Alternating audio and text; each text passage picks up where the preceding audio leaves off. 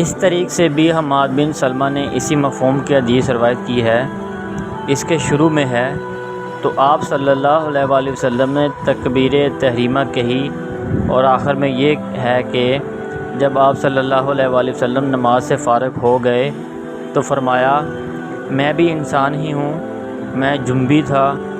ابو داؤد کہتے ہیں اسے زہری نے ابو سلمہ بن عبد الرحمن سے، انہوں نے ابو ہریرہ رضی اللہ تعالیٰ عنہ سے روایت کیا ہے۔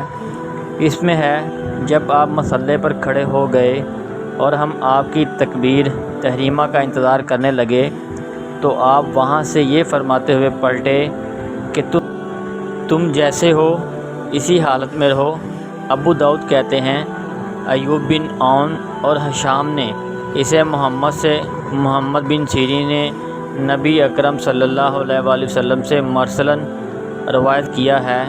اس میں ہے آپ صلی اللہ علیہ وآلہ وسلم نے تکبیر تحریمہ کہی، پھر اپنے ہاتھ سے لوگوں کو اشارہ کیا کہ تم لوگ بیٹھ جاؤ، پھر آپ صلی اللہ علیہ وآلہ وسلم چلے گئے اور غسل فرمایا۔